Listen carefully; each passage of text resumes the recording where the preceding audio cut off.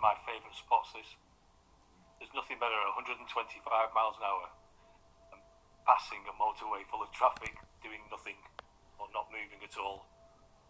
So yeah, the M1's about to come up shortly on our right-hand side, and you get a view of it as you're coming across through the trees. You probably won't see it from obviously inside the train as quickly as we do. We know where it is and we can look across, but yeah, it's quite nice when you see nose to tail traffic sitting there on the M1 and you're still flying along at 125 mile an hour. So yeah, nose to tail traffic. I'm sure a lot of the people, when they get close, and you can't miss it once you're sat in the train, if you're on the right hand side, I'm sure they're quite heartened to see the cars all at a standstill and we're going on at 125 full speed.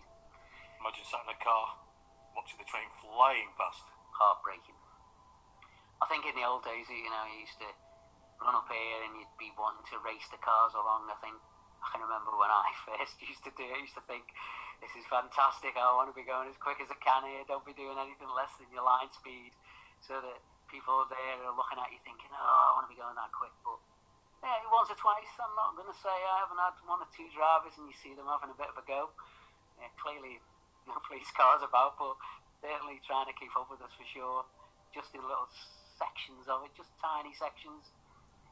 But yeah, there they are on the right hand side. Looks okay today, nice bright day, no fog though, so pretty good. Just obviously it's a fantastic day today, and we have to commit to 125 mile an hour in fog, rain, snow. Well, not snow so much, we do slow down to 100 mile an hour in snow, but we have to do 125 mile an hour with very, very poor visual, cues outside the cab, and that's probably when we earn our title as train driver at that point, because it's very, very difficult when there's no outside visibility to be driving around at 125 mile an hour, stopping at stations and finding your speed restrictions, and that's the skill of the job really.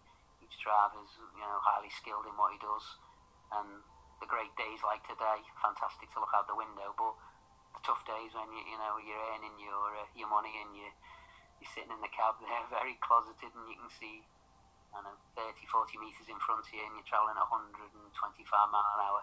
Very surreal, very surreal. So the driver's shut off power now, and there's another speed restriction coming up towards us where it drops to 110. Very famous tunnel.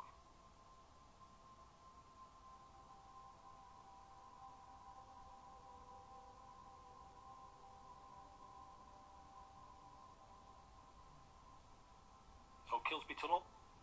Dave, I believe you've stopped in there. I have stopped in there, yeah.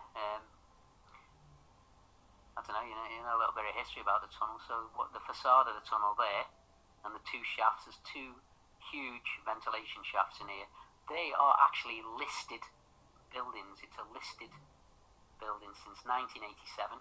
Both the shafts and both of the facades to the tunnel at each end. You can see one of the shafts just coming up. There's the first one. And that's one of two ventilation shafts. Now the second one we're running up to, in the entire time I've been on the railway, I have stopped in here one time only. And I had an electric loco and a passenger train. It was pre-Pendolino days.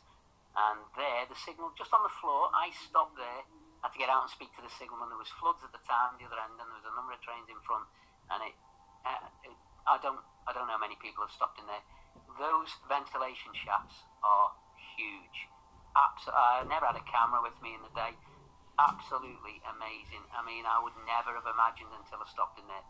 You just get no idea of the scale of them. So very, very tall and huge. Actually, just to stand in, really, it's just an amazing thing to have happened, and it's happened to me one time.